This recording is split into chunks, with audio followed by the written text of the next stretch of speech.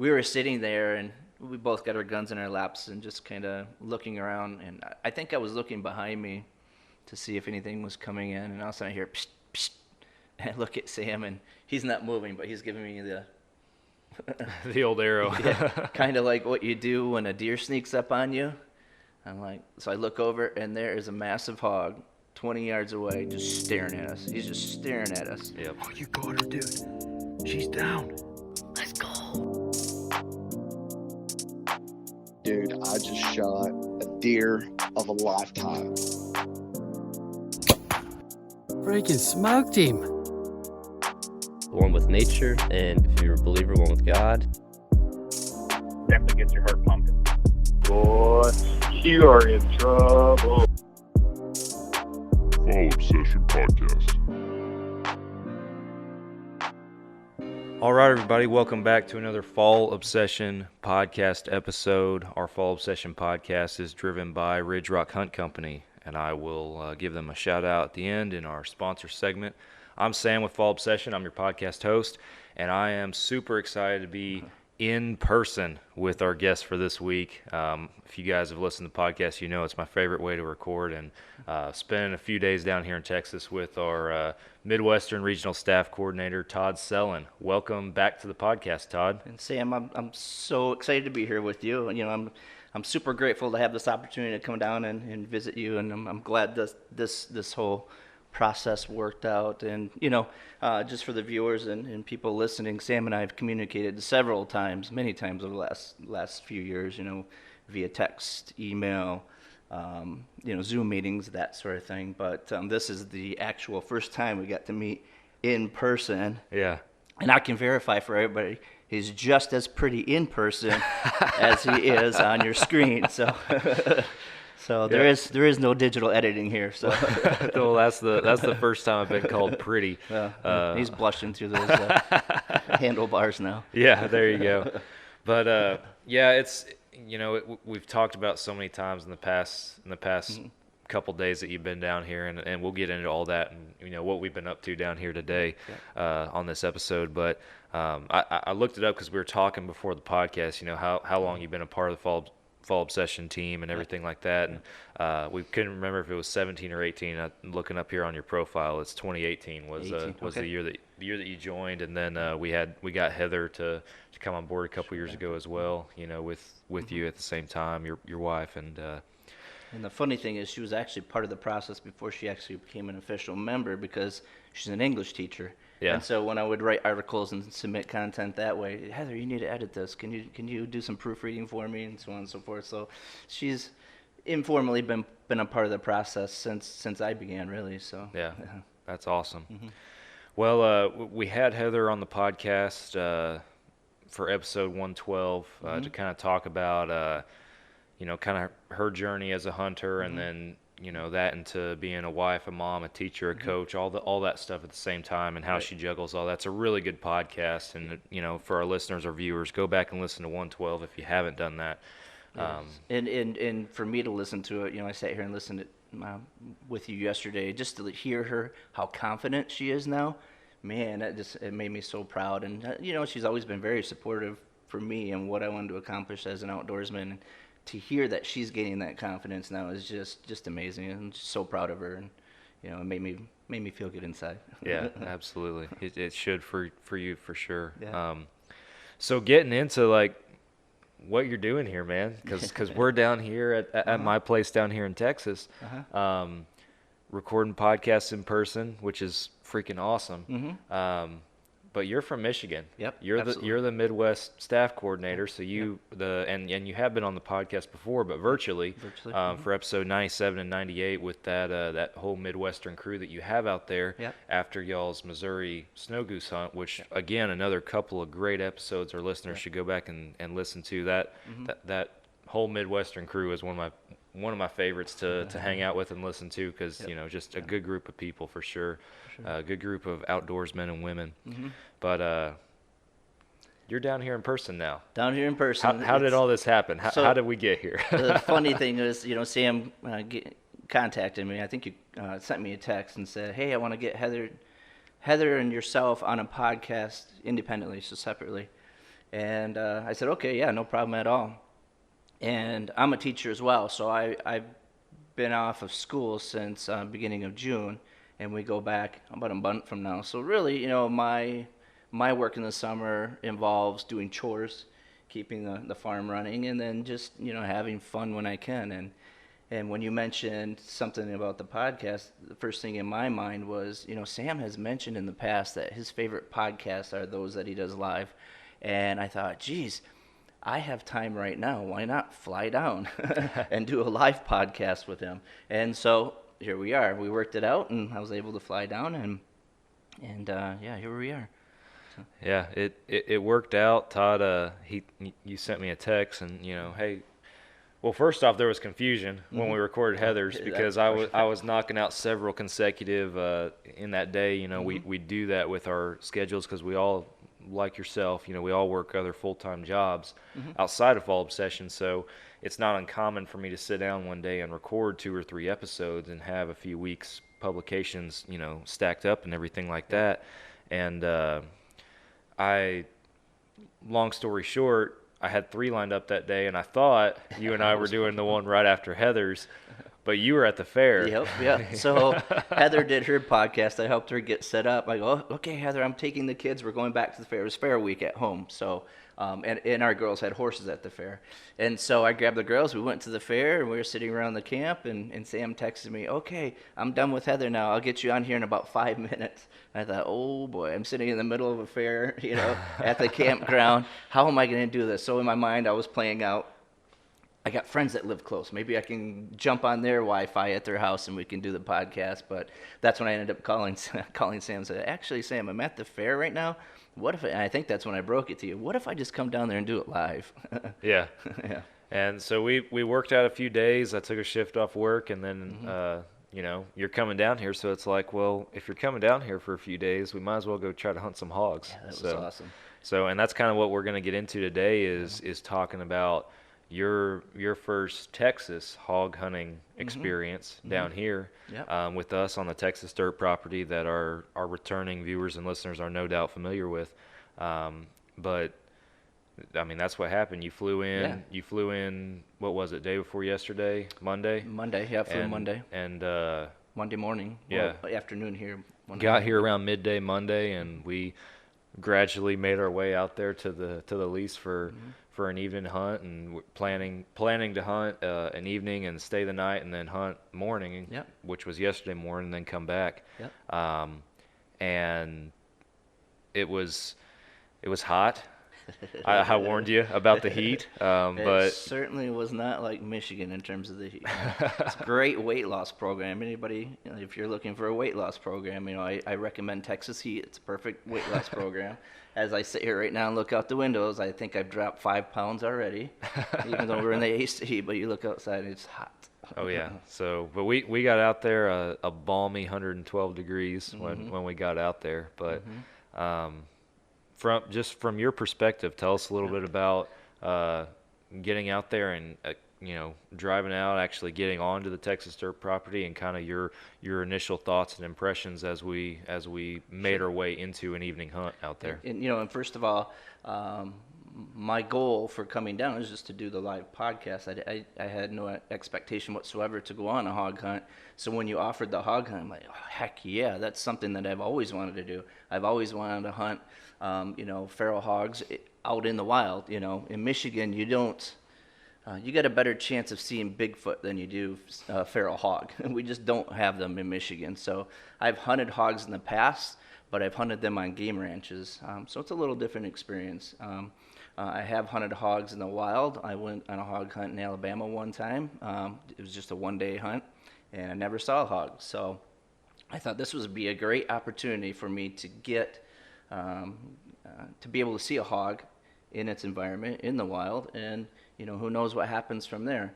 As we were driving up to the property, I mentioned to Sam several times, man, I used to have Dish Network, and we had the Outdoor Channel and all those other sportsmen's channel, and they would film out of Texas, and this is the exact landscape that I've always that stuck out in my mind. That's something that I always envisioned myself going on a hunt, whether it was for an exotic or a hog or a whitetail or whatever. And that was something that I've always wanted to do. So that's the first thing that stuck out, just the cactus and the mesquite and sagebrush and all that. I thought that was pretty neat. And then we got out there, and of course, you had mentioned the heat, and you mentioned to me several times, the heat's going to be different. It's not going to be like Michigan. However, I also said to Sam afterwards, yeah, it was there. You noticed that it was there. You're sitting there and you're sweating, but it really wasn't a hindrance whatsoever. I didn't think so, because I kind of prepared myself. I have lived down in the South here. I lived in Houston for a year. I lived down in Las Cruces, New Mexico for about a 6-month period, so I understand how hot it can get. So I kind of prepared myself. I was prepared for that, and like I said, the heat never really bothered me. And then we jumped out and started sighting rifles in, which was an adventure. Yeah, so I had hog hunting down here. A lot of guys like to do it with an AR-15, and I have a new AR build, and I've told you already, obviously, but for the podcast, I had my neighbor take a look at it night before Todd arrived, and we broke it down and made sure everything was in working order and everything. I built it from the ground up, so it's been a long process and adventure for me to get that gun ready to go. And so, but I still need to sight in. I got to talking with my neighbor, and it was dark before we had the chance to sight in at his place. So it was like, all right, well, Todd and I will just do that when we go out there first thing. And one magazine later, we're like, all right, that'll work. It might kill a pig. We'll see. and we're both archery guys. Yeah. I'm not saying that we don't rifle hunt or we don't shotgun hunt, we don't muzzleloader hunt, because I certainly do that. One thing I mentioned to Sam, typically when our bow season ends in mid-November and rifle season picks up in Michigan, after the 3 days, you're lucky if you see another buck the rest of the year. And so you almost have to pick up a rifle if you want to give yourself those opportunities to harvest a buck, and even doe for that matter, because at that point the doe typically stay further out, and you just have a difficult time getting them within bow range. So at any rate, so it's not like I'm not familiar with shooting guns. And I know Sam is an archery guy too, and so we're basically in the same boat. Yeah. Our focus is archery with limited background experience in rifle shooting and targeting and that sort of thing. So yeah. So we messed around with this rifle, and this hunt was the first time, and I know with hogs, down here is the one exception, because I talk all the time about how I'm a bow only guy. I only bow hunt. Hogs are the biggest exception, but even then, I don't remember the last time I just hunted hogs with a rifle. So this was my first time to really hunt hogs with a rifle in quite a while. But anyway, all that is to say, we get out there in our first, and all this will be in an episode of season 2 of Texas Dirt, but we get out there and ended up for the first evening, based on the trail cam photos that we'd had weeks leading up into this and kind of the pig activity, we decided that we were going to hunt my bow stand, or where most people saw me spend a majority of my time last year on season 1 of Texas Dirt. So that was the first spot that we were going to set up. My dad and I pulled our blinds at the end of last season because we didn't want to get tore up out there in the summertime, so no blinds. So with pigs, our mentality is just, we're just going to kind of tuck ourselves back in the brush a little bit, wear either camo or neutral colored clothes, but at the same time, you're in camo, I'm in a army green shirt and tan pants, but we're both in shorts, t-shirts, with our boots on and everything, and just kind of trying to tuck back there in the brush. And what we would learn is that we were probably a little bit too close on that set that first night to the food source itself. So when we got there, Sam went up to check the feeder, and he went to check his camera he had placed out there, and he showed me where he typically sets his bow stand up, and said, hey, let's sit back in there somewhere. And so my thought was, okay, we got to get back in that brush, without realizing, because in my mind I'm thinking a deer can see, a deer can smell, a deer can hear. And not being familiar with hogs, I didn't realize that their biggest sense obviously is smell. They can't see real well, and they can't hear real well. And so my thought was, we got to get back into this mesquite as far as we can And Sam was like, nope, just put it right on the edge, just plop it right there. And so I was like, okay, we'll see if this works. And that's what I was, obviously I knew it would work because you've had more experience with it. And yeah, certainly it was crazy because as we were sitting there, first of all, as we were sitting there where I just plopped them, Sam and I are just sitting there and just kind of, and we were in the shade, so it wasn't quite as hot, and just sitting there and taking in, everything. I told Sam I was just trying to take everything in that first night and just trying to enjoy being out there on Texas dirt in the Texas landscape. And as I'm sitting there, I feel a little poke on my leg. I'm like, oh, that was a little bug. I kind of brush it off. And a few seconds later, I feel another poke, brush it off. I'm thinking, oh, ticks. At least maybe I got it before it buried its head. And, I can avoid all the diseases that come along with that. But I happened to look down, and my leg is covered with ants. So apparently I set up on an anthill. I didn't realize that. So I jumped up. Sam's looking at me crazy. I'm brushing all these ants off. And then I went and set up at a different spot. I felt like I was like more out in the open, away from the brush a little bit. Yeah, and in hindsight, we probably could have just taken up a different angle on that clump we were on altogether, instead of kind of trying to make the same spot work just a little differently because of the ants. But I mean, it was what it was at that point. And we were also kind of expecting, again, and even me, being more familiar with pigs down here, was expecting to hear them coming, to hear them working their way in. And at the same time, bigger groups, you can normally hear them coming. Where we were hunting, most of the trail cam pictures were of one or two bigger boars that were traveling either in a pair or just loners by themselves. So, but I still, like in the past, whenever I've sat there and I've had a pig come in, I've heard them before they've come in, crunching through the leaves or the grass, whatever it might be. And so we were a little caught off guard around 8 o'clock when when we actually finally saw one. So and it has been so dry down here, the grass is just like straw. I mean, you step on it and it's crunch, crunch, crunch, crunch. You can't be quiet. Yeah. And so we were sitting there, and we both got our guns in our laps and just kind of looking around. And I think I was looking behind me to see if anything was coming in, and all of a sudden I hear psst, psst. And I look at Sam, and he's not moving, but he's giving me the the old arrow. kind of like what you do when a deer sneaks up on you. I'm like, so I look over, and there is a massive hog 20 yards away just staring at us. He's just staring at us. Yep. And that thing looks so huge, And so now we got to be really careful in our movement. We got to be really careful in making noise because he's so close. Even though they can't see real well, even though they can't hear, this guy has pegged. And so my first thought was, we should have tucked back into the mesquite a little bit more, because I felt like I was just right out in the open. And he took a couple steps, then turned and looked at us, and took a couple more steps, and then lifted his head in the air and started smelling. Well, the wind, when we first set up, the wind was perfect. It was blowing away from actually where he came in. But as the evening progressed, we felt it start swirling a little bit. And so both Sam and I felt that the boar got wind of us because he kept lifting his head and smelling the air. Yeah. And took a couple more steps and then turned directly at us. And I thought, oh boy, here we go. We're about to tussle with this massive hog.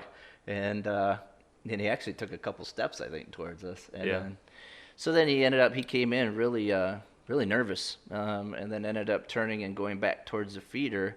And he was quartering away a little bit, and I remember in my mind, okay, he can't see us, so I got my gun up right away.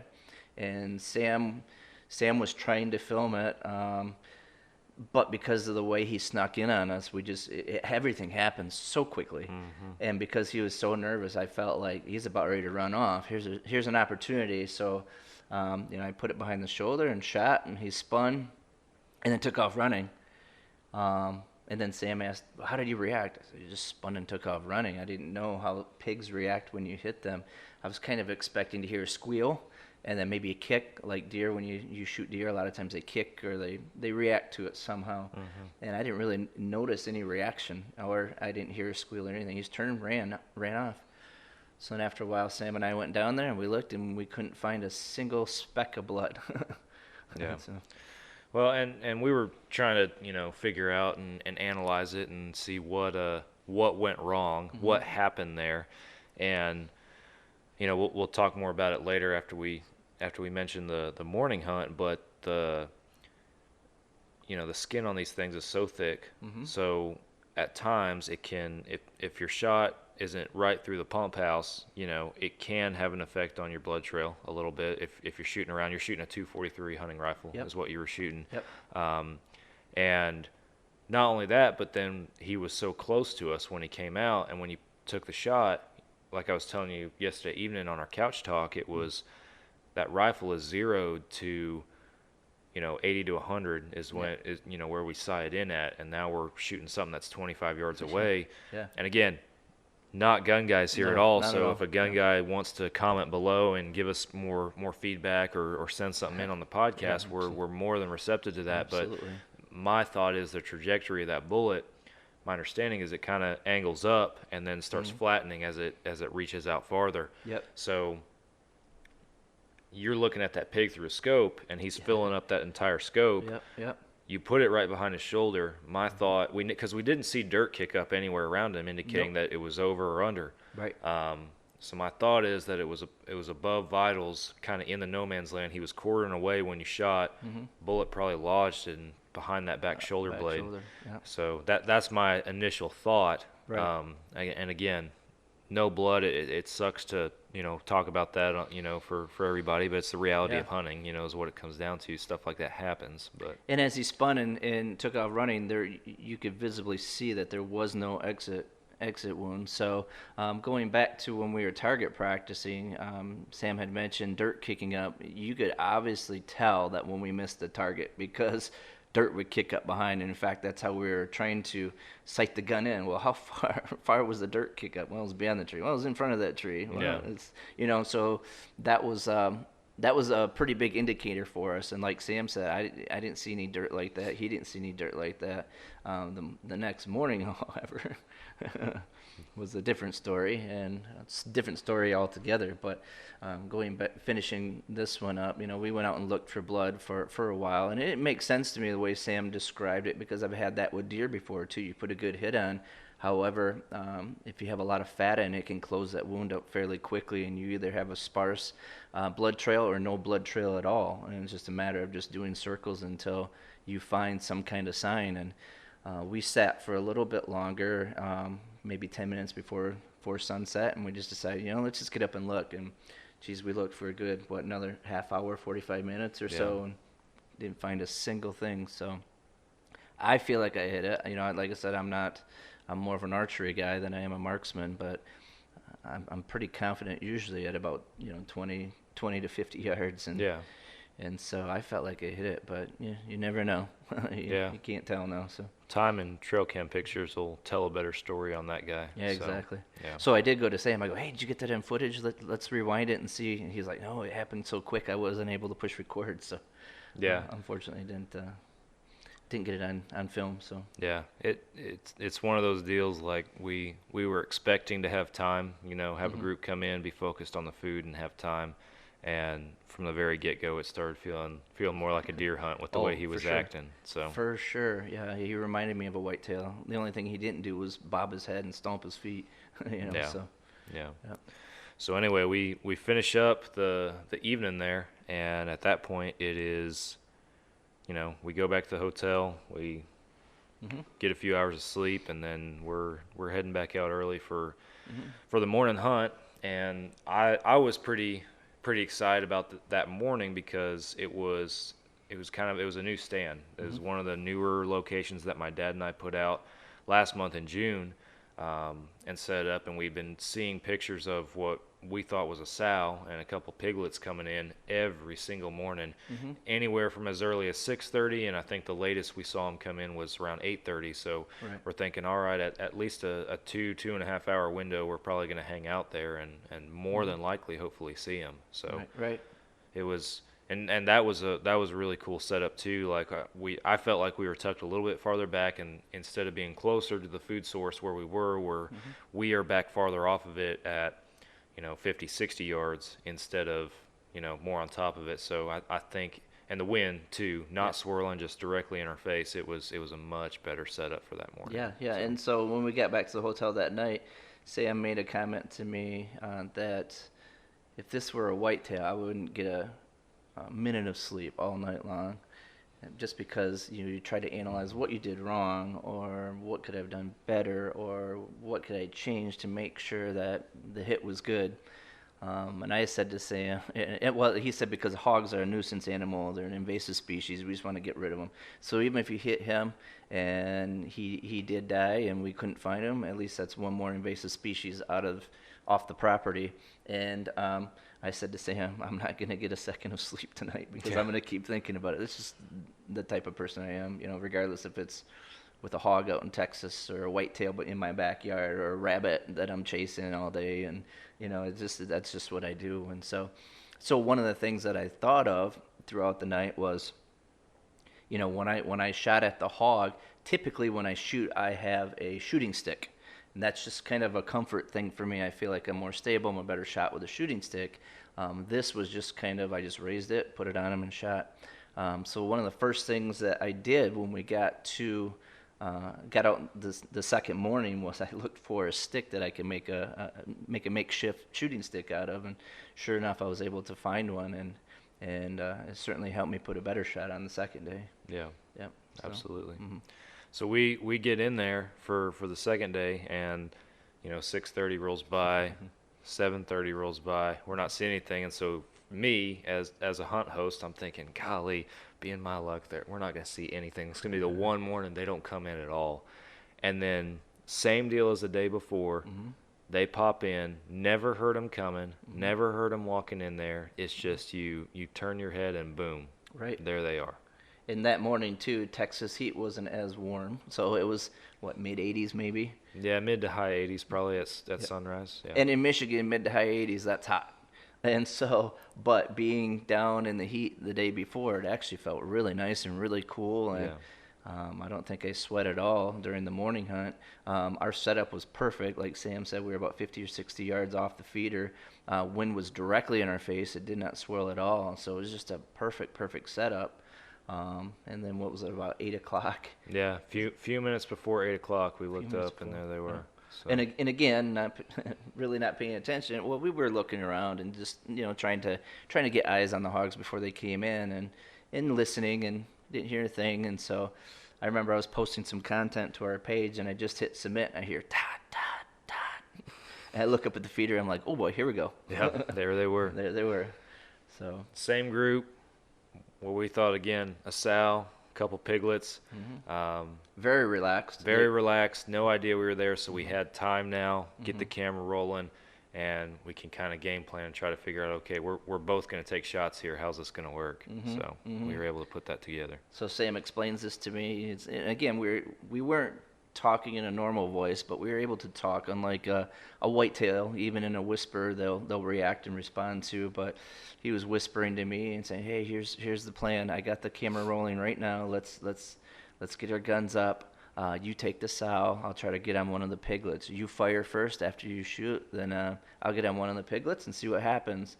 And so I got myself ready. Sam was ready to roll.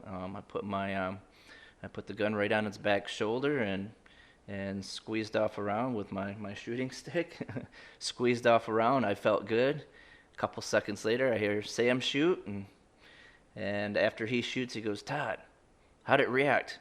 I go, "Sam, she reacted the exact same way as the one last night, so I'm not sure." I go, "I felt good. I was right on her shoulder." I go, "She just took right off." And he goes, "Okay." He goes, "I thought I saw dirt behind her." I'm like, "Oh boy." So that was the sign that we had talked about when we missed a target. You could see the dirt behind the target, and that was the sign that we missed. And so he goes, "Well, let's roll the footage back and see." And so he rolled the footage back and ran it a couple times. He goes, "Yeah, you can see where your bullet hit the dirt behind." I'm like, yeah, you could actually see point of impact on this pig, which it was like, I mean, square, perfectly midline, right behind the shoulder, like. Yeah, absolutely drilled it. So so you could see. So what had happened is I had made a great shot on the hog, right through the double lunged him, right through the vitals, and the dirt we saw kick up was the bullet exiting and hitting the dirt and kicking the dirt up. So didn't catch any of that shoulder, just perfect pass through. Yeah. So, but we review that and walk up there, and we got blood just immediately underneath the feeder. So good sign right from the get-go. So then Sam goes, I'm gonna go over here and see if I hit that piglet. So he walks over there. He's like, Todd, think we got a piglet down. It literally looks like somebody took a paintbrush or a paint roller and just walked through the grass. Right It was up to- just like you could just easy to follow. You could see it yards in front of you. So Just a tremendous blood trail, and I can tell you that Sam he's an archery guy, but he's also a marksman. Holy smokes! I got lucky, Todd. I got lucky. That's all it was to it. He had the AR, the rifle that we were struggling to get sighted in, and after I shot all the pigs scattered, including the piglet he shot at. So you're talking the pigs were out 50, 60 yards by the time he got a crack at it. It's probably at about 80, maybe even not really. I think he was more like 80 in this tall brush. So these piglets tend to get lost in the tall brushes because the grass is so high. And dead run, and if you've ever seen a piglet run, man, they scoot. Yep, all through there. And Sam smoked it on a dead run, right in the heart. Again, Perfect shot. Pure luck at that distance, and with the rifle setup we had, it was just find when it pops up in the grass and aim for body mass. That's all it was at that distance. So I got lucky, but. So that was fun. And I didn't even see him because I was tracking the hog I shot at as far as I could. So I was tracking the hog when he shot. So I didn't even see the piglet when he shot. So then after we found yours, we went back and started following the trail for the one I shot at. And just like the night before, we had good blood at first and then kind of lost the trail a little bit. Yeah. And then we kind of did the circle thing and ended up finding more blood here and there and ended up taking us right to the hog, laying in some mesquite. Yeah, we're walking up trying to find it and kind of circling this little patch of brush. The blood's kind of go around the edge, and I think I even said out loud, I was like, "Where is this pig going?" And Todd's like, "It's right there. It's right in the middle of the brush." Yeah. There it was, laying dead over there. Yeah. So. Yeah. So that was cool. Yeah. Yep. And then we were surprised too because then we pull it out and we realize what we thought was a sow and a couple piglets was actually a boar, a young boar, and the piglet, at least the one that I shot, was a young male. Yeah. And I'm assuming the other one probably was as well. So it kind of baffled me there because I wasn't expecting it. You see him on trail cam and everything, and your pig was probably 150 pounds. Yep. You see it on trail cams and stuff, and you're like, oh, mom and a couple piglets. Right. For some reason, just a little group of the guys hanging out, or little brothers hanging out with big brother, and Right. big brother might be trying to get rid of them. I don't know, but And we were chuckling a little bit yesterday afterwards because just before, while we were making the plan, when the pigs were at the feeder, Sam goes, Todd, you take the sow. I'll shoot one of the piglets. Okay. So we kind of chuckled. Yeah, Todd, you take the sow. And we didn't realize it was a boar. So yeah. So. But yeah, I mean that was it was a fun hunt, and I'll debunk a couple things on the podcast here for our listeners or viewers if somebody's tuning in and they're not familiar with hog hunting, and they might be asking themselves one of two questions. One being, is a boar good to eat at all? Because that's a very controversial subject down here. And then two, why are you shooting piglets? Why are you shooting young pigs? And when I say piglet, I'm not talking about like, fresh off the hind teat, piglet, but this is a 30, 40 pound little pig is what it is. Hogs are such a nuisance down here. They are an invasive species. If you're hunting private land with landowner permission, you don't even have to have per Texas laws, you don't even have to have a hunting license or a tag to kill them. You can kill them any time of the day or night by whatever means. Right. Like that's how adamant Texas is to get rid of these pigs. So they repopulate very quickly. Sows will have 2 to 3 litters a year, and so they can just overtake everything very quickly. And I told you, like, this pig that's now 30-something pounds is more than likely from a spring litter too. Yeah. So that's how quickly they grow too and everything. So Just a few months ago, yeah. Yeah, so it's very important just where we're at and the situations we're at, and especially since during the summertime we're only able to get down there to the least, once, maybe twice a month in the summertime if we're lucky. It's important to take every opportunity we can to try and get these pigs out of there. And we actually saw evidence of that later on in the evening. So after we got done with the hogs and we butchered them up and that sort of thing, we were going around the Texas Dirt property checking cameras from your dad's stand and Yeah. Nick's stand and Nick's dad's stand and that sort of thing. And one of the stands we hit had fencing around the feeder. And I said to Sam, is that fencing meant to keep the hogs out? And he said, yeah, that's meant to try to keep them out, but they still get in. And so later that day, Sam's like, check this out, Todd. And there's a group of 4 or 5 hogs Yeah. at that feeder. Yeah, so it's Nick's dad. Robbie is his name. It's one of his stands that he had out there, and he had sent me a text when he knew we were going out there. All of us on the lease are super cool with each other. We don't mind if guys hunt each other's stuff and everything. We're close. And Robbie had sent me a text saying, "Hey, if you're down there, would you mind checking one of my spy points? It's angled too high up. I need to adjust it down." So we went down there, fixed the angle and everything on it, and then I showed you a picture last night from about 6 p.m. So still 100-something degrees outside, and in that pen, there's 2 pigs in the pen. Robbie sent it to me. He's like, "Hey, thanks for fixing my camera, but you left some hogs behind."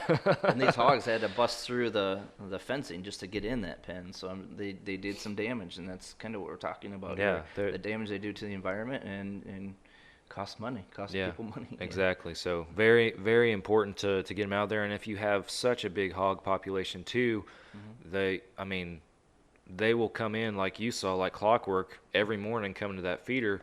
Well, if deer and pigs, they'll live in the same environment, but they don't live with each other, obviously. So if a deer comes in that morning and sees that there's pigs under the feeder, deer's going to go somewhere else. So pigs can pressure deer out of areas potentially if they're too invasive. So yet another reason as deer hunters to get them out of there. So the fence was meant to keep the hogs out and just to allow the deer in. Yeah, exactly. So one thought I had too was that, like I said, Michigan, we've hunted hogs up in Michigan, but on game ranches. And to me, the challenge is still there because I've hunted on 700-acre ranches. And I told Sam the other pig hunt I went on, we went out before sunup, and it took us most of the day to even get on a hog. So it's still a challenge in terms of the chase and that sort of thing. But in terms of their feed, they're constantly being fed farm food. They're being fed corn. They're being fed hay. They're being fed, you know what I mean? Right. Whereas out here in the wild, you don't really know. And I think that's where the stereotype comes in. What's wild hog meat like compared to store-bought meat? Right. And so even this game ranch hog, you kind of wonder that as well. I can tell you that game ranch pig that I shot was some of the best meat I've ever eaten. And we actually pulled some pork loins out that we bought at the store, and compared it to the pork loins from the hog off the game ranch. And the pork loins from the store were completely white, and the pork loins from the hog from the game ranch were a little darker in color. And when you tasted them, man, the store-bought ones just tasted like water compared to the game, the one from the game ranch. And so I'm super excited. And that was the one thing I said to Heather yesterday. I'm like, the meat looks awesome. I go, when we get home, we're going to take one of those back straps, we're going to throw it in the crock pot, and we're going to make a roast out of it. And I'm just so excited to taste it. And, That was going to be my next question is, what do you think of the meat? Because like I said, so many people are like, only eat the sows or only eat the young ones. Boars are nasty. Again, this is a younger boar. It's a 150-pound pig, roughly. And I agree with you. Every experience I've had so far out on this property since we've killed pigs, I have yet to kill or clean a smelly, nasty hog. Now, granted, they walk through mud, their feet, their bellies, they might be muddy or something like that. I know my dad's pig that he shot last year, it had some mud on it, but I'm also dealing with guys who have made clean shots. So you're not dealing with gut shots. Gut shots, that can be nasty. That can be nasty on a deer. But with any animal. But the meat, to me it has seemed very, very clean, usable. For sure on these pigs. And what better way to fill your freezer, especially year-round in Texas? For sure. Like I said, we're excited, and you get a sense of what the meat's like, regardless of what type of animal. You and I had this conversation about some deer that had been injured, and you try to butcher it, and you get a sense of, man, I don't know if this deer is very good at all. It's got a different smell. It's got a different look, so on and so forth. And so you can tell when how good the meat is simply by just taking a look and smelling. And this was just clean, fresh meat, and I told Heather I'm super super excited to get this thing, cook it up, and start eating it. So Yeah. yeah, so Well, very cool. Yeah, I'm glad you got to have a good experience and got to have a good hog hunt down here and do something that you've wanted to do.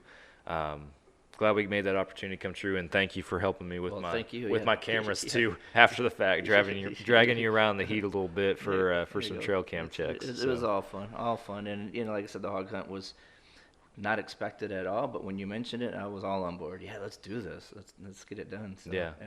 And like I said, the first day I was just kind of taking it all in until that hog snuck up on us, and then it got real quick. Yeah, real quick. So, It changes like that. And I mean, we talked about that last night. How that's part of hunting and something that we love is just it changes in a split second. You go from relaxed to adrenaline pumping, and something's about to go down. Yep. And so that second day, I kind of went into it with more of a, okay, we get an opportunity, we got to make sure we connect. And so that was kind of my focus. And the funny thing is, like I said, I was posting content to our page when Sam was like, Todd. I'm like, wait, I got to hit send.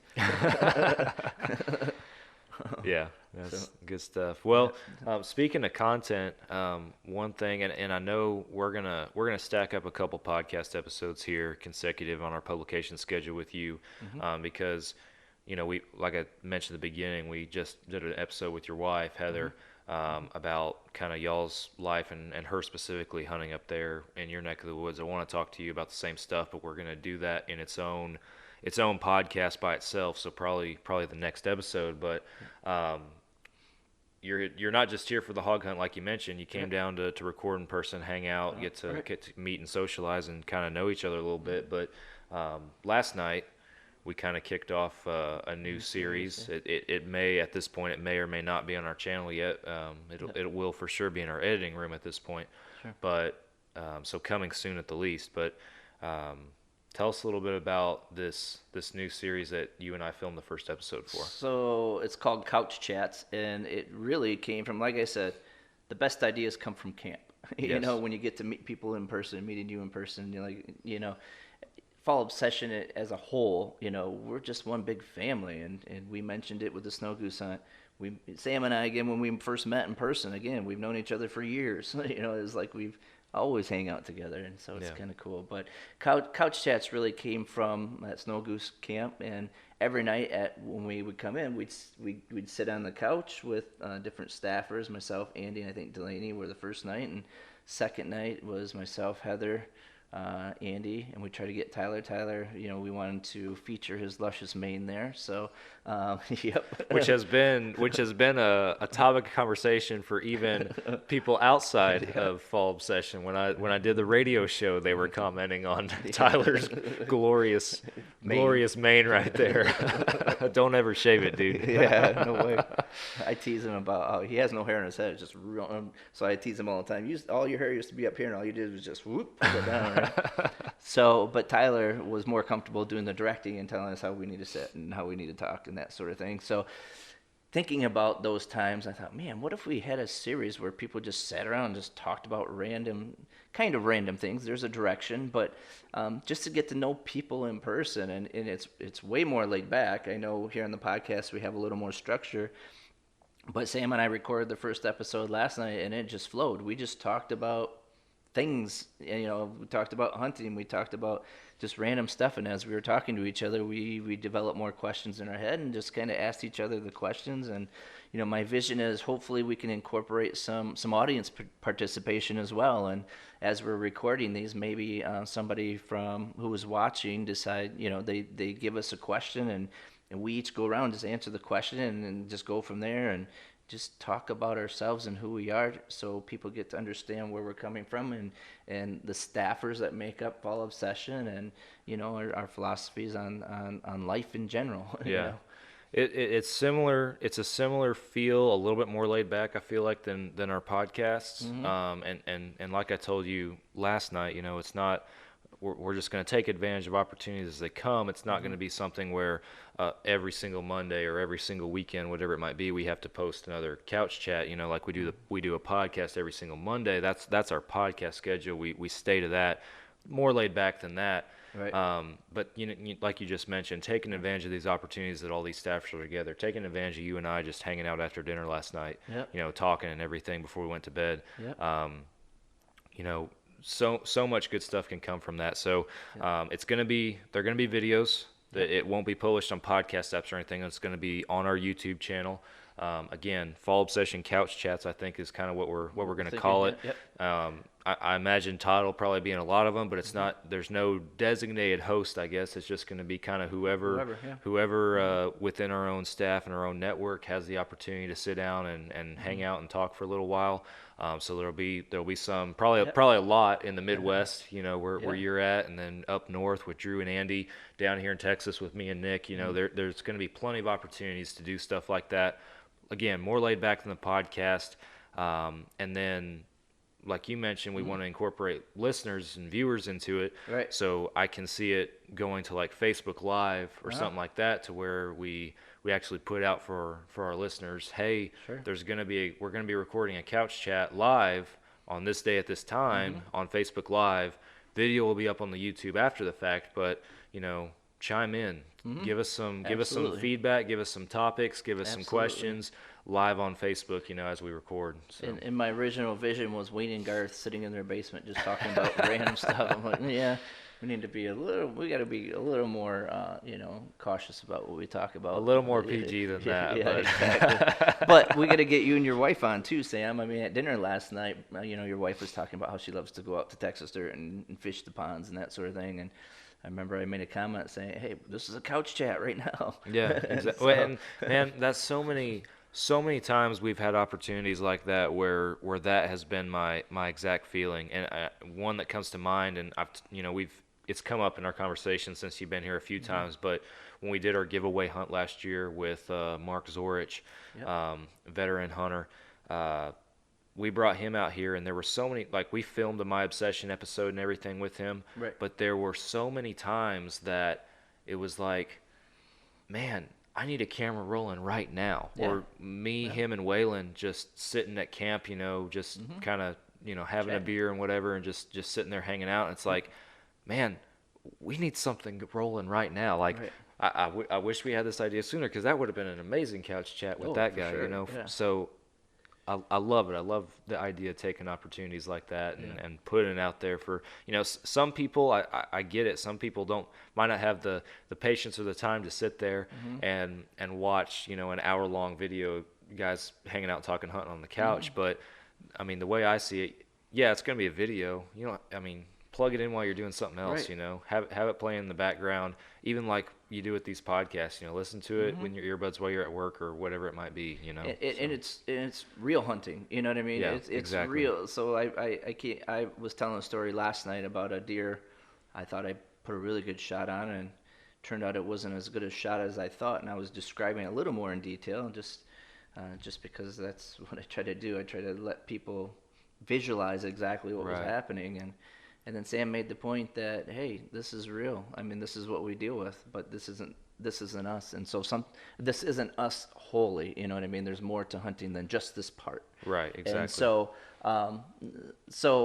sometimes as we're talking, we'll come up with stories like that, but that's the whole purpose of Couch Chat, to get to know who you are as a person, as a hunter, as an outdoorsman, as, in life and out in the woods and so on and so forth. So yeah. Well, like I said, man, I'm excited to see where it goes, and I encourage our viewers or listeners, however you're tuning into the podcast today, to go to our YouTube channel if you haven't already, and be sure you subscribe and turn those notifications on. That way, when we publish our first couch chat or future couch chats, it'll pop up and you guys can tune in. So it'll be fun. Sounds good. And bow fishing, we leave a week from tomorrow for southern Indiana. We have a group from the Midwest going down to southern Indiana for a bow fishing trip hosted by Delaney Pfeiffer. And, Delaney and I have had several conversations, and we pretty much agreed. Let's roll the cameras the second we get there, and I'm sure we'll have a lot of content coming in. Absolutely. So. Well, Todd, I'm gonna wrap up this first podcast. We're not done. We're gonna keep recording, and in our publication schedule, we're gonna have an episode with you next week, talking about kind of piggybacking off of Heather's episode, you know, talking about what you guys got going on up there in Michigan, some of your hunting experiences up there. We might talk a little whitetail scouting up there, and then we'll talk a little bit more too, probably about our Fall Obsession staff, the family atmosphere, and kind of the team aspect that you've built as a staff coordinator up there. Absolutely. So, but Absolutely. yeah, I'm looking forward to it. We'll get into all that with the next podcast. But sounds good. But for our listeners' sake, thank you guys for listening to the podcast. Thank you for watching. If you're watching the podcast video, if you are a listener on whatever podcast app you might be listening on, be sure you hit that follow, subscribe button, whatever it might be. We are on all major podcast platforms, as well as Waypoint TV. That's a free hunting and outdoor streaming app. Basically, you can download on your phone. It has hunting shows, podcasts, educational series, all sorts of different stuff from hundreds of different organizations on there, and it's free. So be sure you go download the Waypoint TV app and follow Fall Obsession. Our podcast episodes, like I mentioned, are also on our YouTube channel. So be sure you head over to the YouTube, subscribe. We got a bunch of other stuff coming out, including we're about to launch our season 2 of Texas Dirt, which I'm super excited for that series, one that's near and dear to my heart. So be sure you go check out the YouTube. FallObsession.com is our hub. That's the place you guys can go to find all of our content. At this point, we built a custom website that we can share everything on. At this point, we cover hundreds of different topics in the outdoor world from all over the country. You know, I put in stuff relevant to Texas. Todd and Heather have put in a lot of content relevant to their area, Michigan, the Midwest, and so on and so forth with all of our staff members. So be sure you go over there, explore around.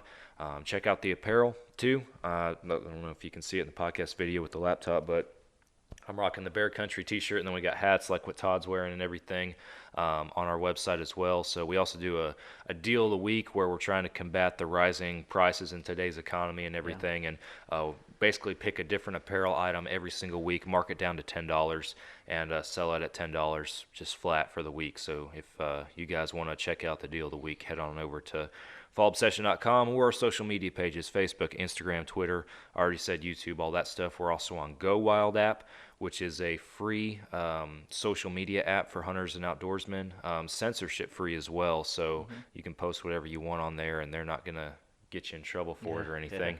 And they also have a pretty cool reward system that you build up points as you post more, and you can earn rewards and product and gear and all sorts of cool stuff through them. So, and again, it's free. So go check out Go Wild.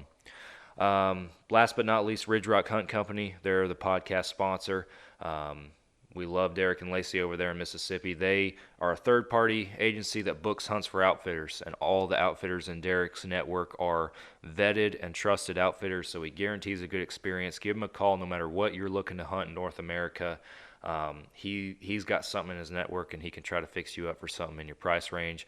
If it's out of your price range, he can help you formulate a plan in years coming with tags and draw results and stuff to help plan that hunt out for the future as well. So head on over and check out Ridge Rock Hunt Company. Todd, I enjoyed it, man. We'll do another one here in a little bit, but appreciate you not only coming on the podcast, but flying down to Texas to come on the podcast. I appreciate you and your wife and your hospitality and you know, just letting me experience this. This was just so awesome. So yeah, well, it's good to have you. More to come. So yep, for sure. All right, guys, thank y'all for listening, and we'll be back again next week with y'all and Todd for another Fall Obsession podcast episode. We'll catch you then. Stay obsessed, y'all.